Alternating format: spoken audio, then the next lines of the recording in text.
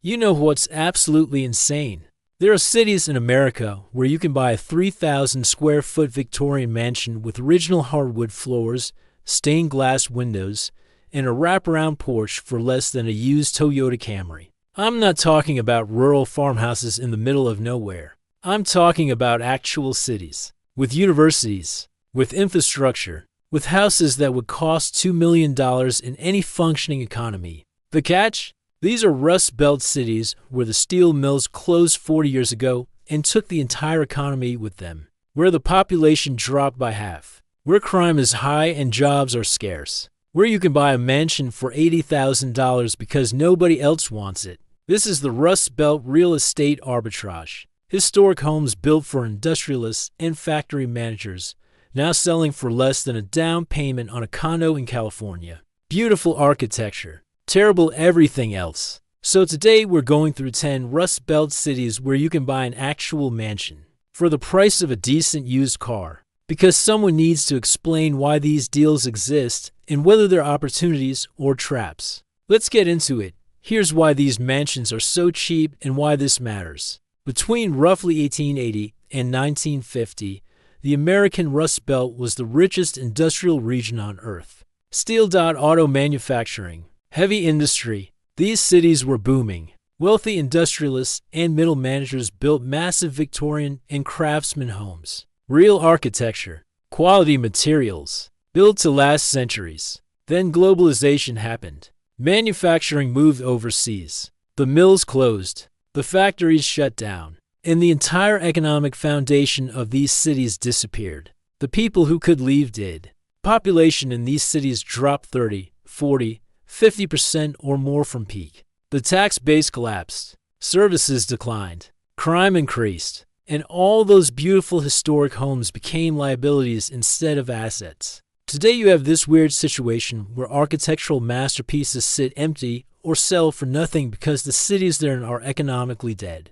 A 4,000 square foot mansion in Youngstown costs less than a studio apartment in San Francisco. Not because the mansion is bad. Because Youngstown has no economy. For some people, this is an opportunity. Remote workers who can earn coastal salaries while living in Rust Belt mansions. Retirees who want space and low costs. Artists and creatives who need cheap living. These cities offer square footage and architecture that's impossible to afford anywhere thriving.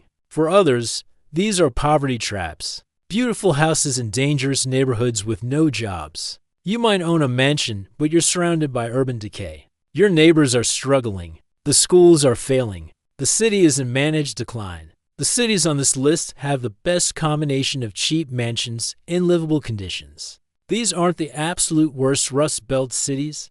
Those exist too. These are the ones where you can actually find nice houses for cheap and maybe not get shot. Maybe number 10, Buffalo. New York's starting with the city that's actually kind of turning around, but still has deals. Buffalo mansions in the Elmwood Village or Delaware District can go for $80,000 to $150,000 if you're lucky. These are legit 3,000 to 4,000 square foot historic homes. Property taxes are high for New York but manageable. Maybe $3,000 to $5,000 a year. Buffalo has winter, like serious winter. Lake effect snow measured in feet, but it has culture, food, proximity to Canada, and Niagara Falls. It's the most functional city on this list. The downside is Buffalo is gentrifying slowly. The deals are disappearing. In 10 years this might not be cheap anymore. But right now you can still find mansions under $100,000. Buffalo is where Rust Belt affordability meets actual city amenities. Number 9. South Bend. Indiana, the Indiana city where Notre Dame couldn't save the economy, but did keep it from total collapse. South Bend mansions in historic neighborhoods go for $70,000 to $120,000. Big Victorians and craftsmen. Property taxes are low, under $2,000 a year typically. The city has some employment because of Notre Dame and a few manufacturers that survived. South Bend is boring but stable Rust Belt. It's not thriving, but it's not Detroit either. Crime exists, but it's manageable compared to the really rough cities. The problem is it's South Bend, Indiana. If you need culture or excitement, you're driving to Chicago. But if you want a huge cheap house in a functioning small city, it works. South Bend is where college football money keeps a Rust Belt city on life support. Number 8. Saginaw, Michigan, the Michigan city that General Motors left to die. Saginaw mansions can be had for $50,000 to $80,000 in some neighborhoods. Legitimately huge homes from the auto boom era. Property taxes are relatively low. Crime is high though. Saginaw has serious poverty and safety issues. Saginaw has that Michigan Rust Belt character. The architecture is beautiful. The city is struggling. You're an hour from Detroit if you need a city. But Saginaw itself is rough. The reality is Saginaw is cheap because most people are afraid to live there. The mansion is cheap, but is it worth it when you're worried about break-ins and the nearest grocery store is in a bad area? Saginaw is where cheap meets maybe to cheap for a reason. Number 7. Johnstown, Pennsylvania, the Pennsylvania town that's been declining since the 1889 flood and never recovered. Johnstown mansions from the Steel era go for $60,000 to $90,000. Beautiful old homes on hills overlooking the valley. Property taxes are low. The town is small and isolated in the Allegheny Mountains. Johnstown is picturesque in a depressing Appalachian Rust Belt way. The architecture is great. The economy is non-existent.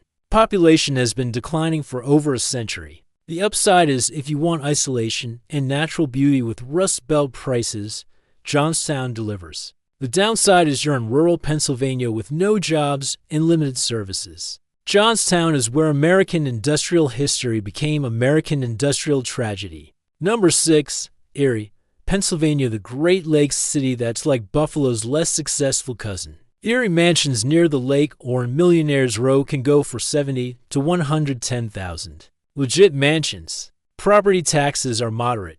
The city has Lake Erie access, which is actually nice in summer. Erie is cold. Lake effect snow is real. But the city has some culture, some employment, and some hope. It's declining but slowly, not collapsing. The problem is Erie is isolated.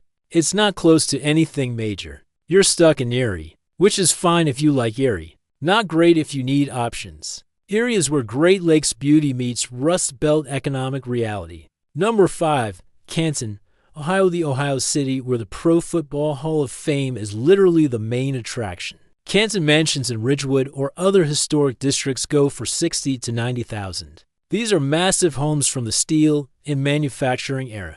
Property taxes are low, under $2,000 a year often. Canton has crime. It has poverty. It has all the Rust Belt problems. But it also has some stability from healthcare and service jobs. It's not thriving, but it's not a war zone either. The reality is Canton is boring and struggling. But if you want a giant cheap house and can handle Ohio, it's doable. You're near Cleveland and Akron if you need cities.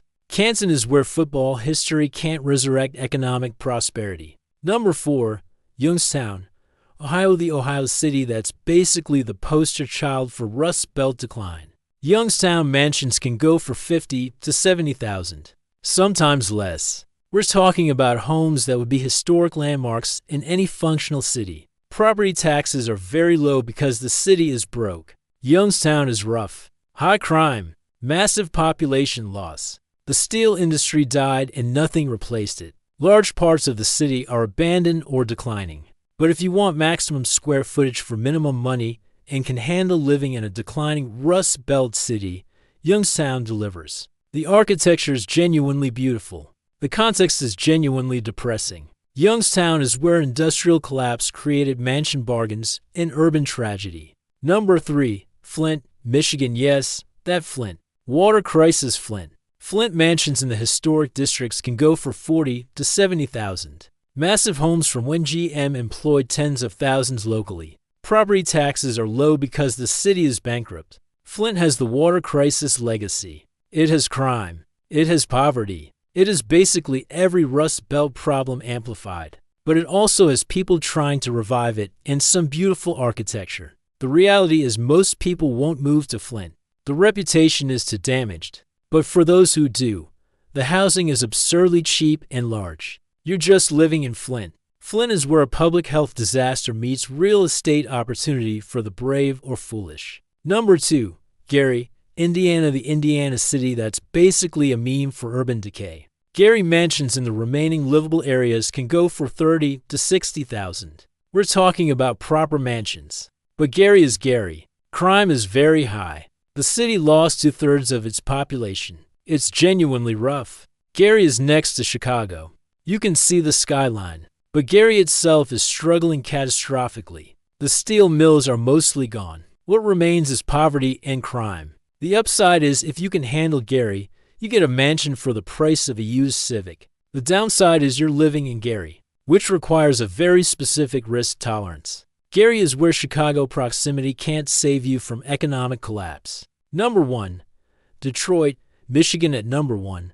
The most famous Rust Belt city with the most extreme mansion deals. Detroit mansions in neighborhoods like Indian Village, Boston Edison, or Palmer Woods can go for $60,000 to $150,000 depending on condition and exact location. These are 6,000 square foot estates built for auto executives. Proper mansions. Detroit has everything. Amazing architecture, terrible crime in parts, gentrifying neighborhoods, still rough neighborhoods, a real city with culture and food, but also massive urban decay. The reality is Detroit is complicated.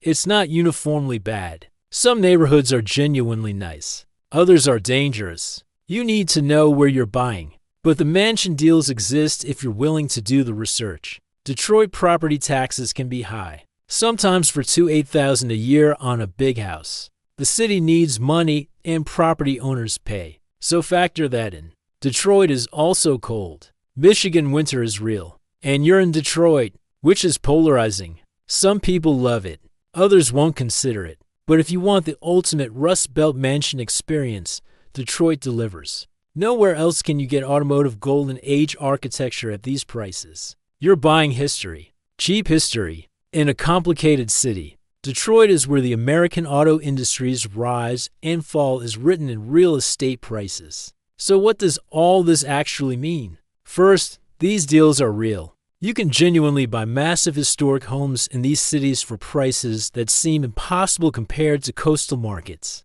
The architecture and square footage are legit. Second, they're cheap for real reasons. These cities have serious problems. Crime, poverty, population decline, limited job markets, failing schools in many areas. The houses are cheap because the cities are struggling. Third, this works for some people. Remote workers earning 6 figures can live like kings in these cities. Retirees on fixed incomes can afford space. Artists can have huge studios. If you don't need local employment and can handle the trade-offs, it's viable. Fourth, this doesn't work for most people. If you need a job in the local market, opportunities are limited. If you have kids, school quality is a huge concern. If you value safety above all, these cities are risky. And fifth, buy to live, not to invest. These houses aren't appreciating. The cities aren't booming. You're buying cheap space and architecture, not an investment that will gain value. So there you have it.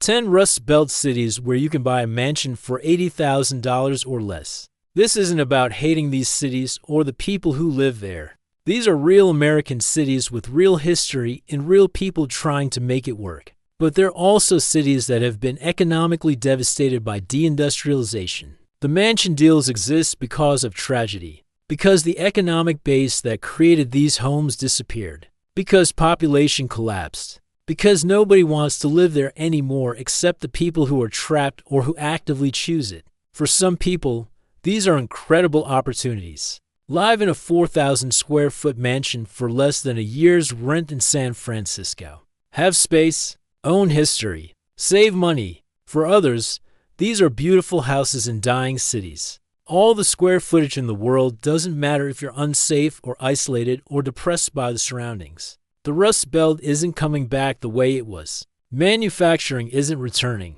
These cities will either find new economic models or continue declining. Either way, the mansions will stay cheap for the foreseeable future. So here's my question for you. Would you buy a Rust Belt mansion? Live in one of these cities to save money and own amazing architecture? Or are the trade-offs too steep? What's your minimum quality of life standard that cheap housing can't overcome? Let me know in the comments. Because this Rust Belt arbitrage is real, and it's creating opportunities for people willing to accept the trade-offs. And if you found this informative and slightly depressing, maybe subscribe. We cover housing markets, economic realities, and the uncomfortable truths about American decline and opportunity. Someone has to document the Rust Belt mansion deals.